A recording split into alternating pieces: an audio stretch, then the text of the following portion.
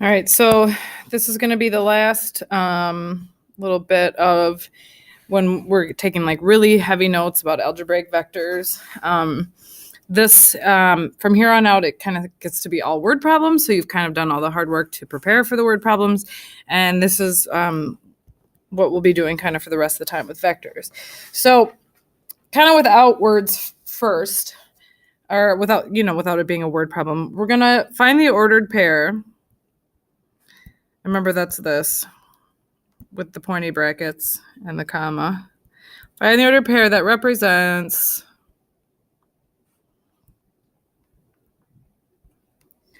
the resultant vector. So I'm going to give you two vectors. I got vector A and vector B. And when you guys were working with the patty paper, you would, I was going to try to change to my graph paper, but I don't know if I can change the background. When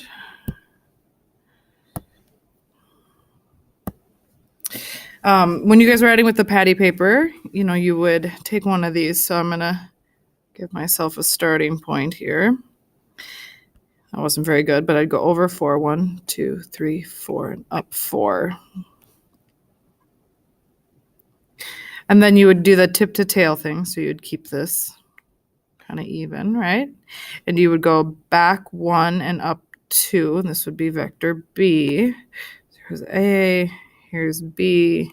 And then my new vector is going to be this one that connects my original point back to this one. This is my A plus B. And I can, count over here like 1, 2, over 3 and up 1, 2, 3, 4, 5, 6.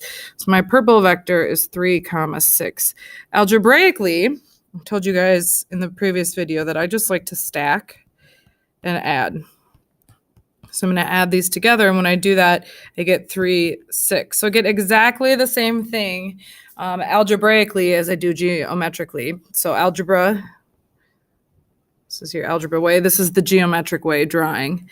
So now I want to know, without using my ruler and protractor, how do I measure the length or the magnitude of the vector over 3 up 6? Okay, so what is the length of this vector that I've created here? Oh, and for a reminder, this is the horizontal component and this is the vertical component of my new vector, because I go over 3 and up 6, but hopefully you notice this is a right triangle. So all we need to do is Pythagorean theorem again. So the magnitude of vector A plus vector B, this new vector, is going to be 3 squared plus 6 squared, and then we're going to take the square root of it. So that's the square root of 9 plus 36, which is the square root of 45. So the magnitude of my new vector, A plus B, remember these lines mean magnitude, is 45 degrees. And then to find the angle, okay, I want to know theta. And theta is going to be this one here, just like our reference angle always. If I go back to SOHCAHTOA, I have opposite and adjacent. Right? So SOHCAHTOA. So I'm going to use tangent. And to find the measure of an angle, I use tangent inverse. And then it's opposite over adjacent.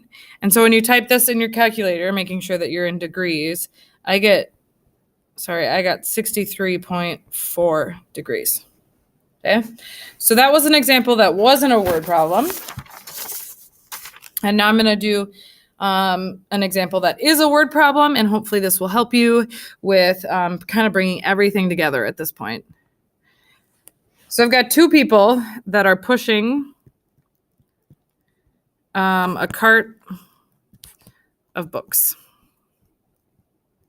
Okay, so person 1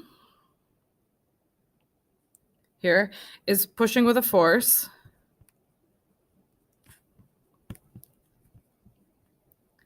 of 120 newtons. And newtons is a unit of force So if you're in physics, you've heard it. And it'll always be like capital N like this. At a 55-degree angle with the horizontal.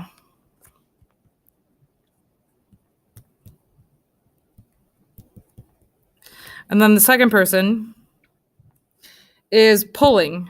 Okay, so this should make sense, right? Because person number one is pushing and the other person is pulling. Pulling the cart with a force of 200 newtons. And at an angle at 40 degrees with the horizontal. Okay, so what is the magnitude and direction of the resultant force? Okay, so if I drew this out,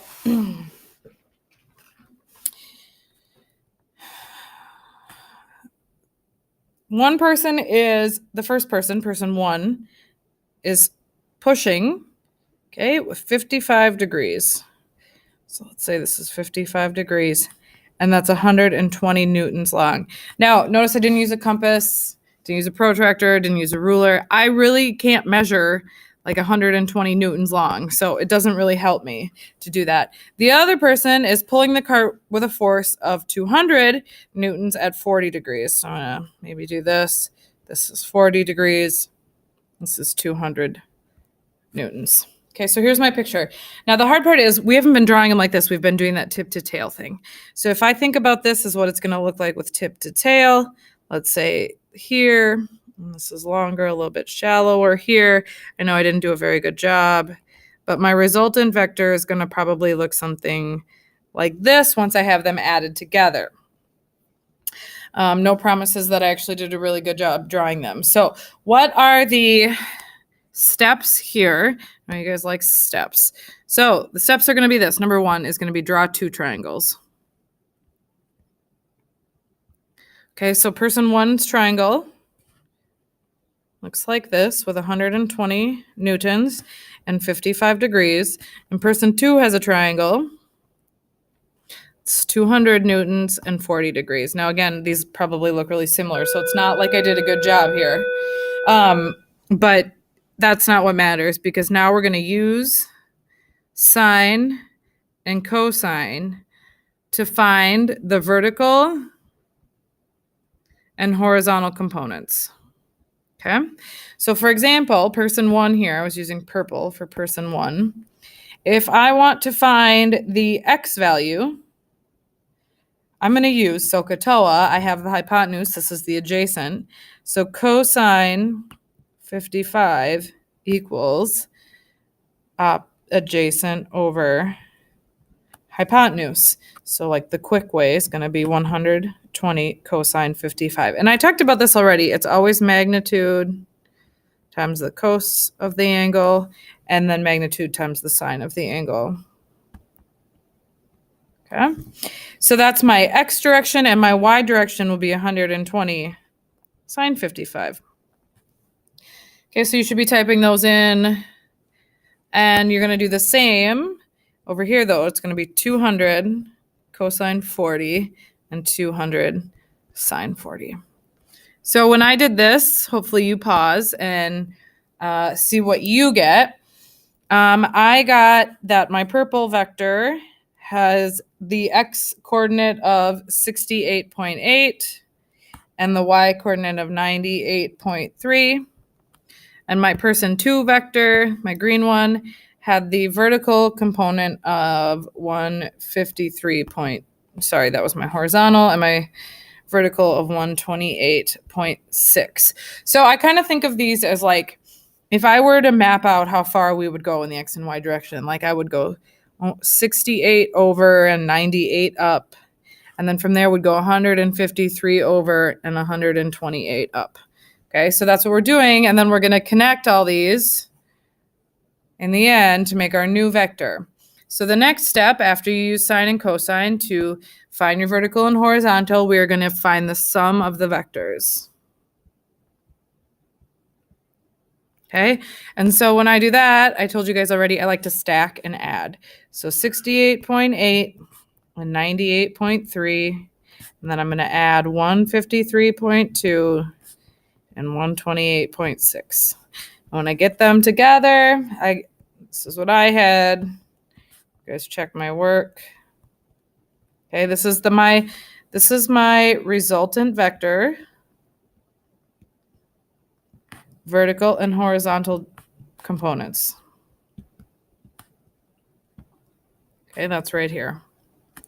Okay, step 4 will be to find the magnitude.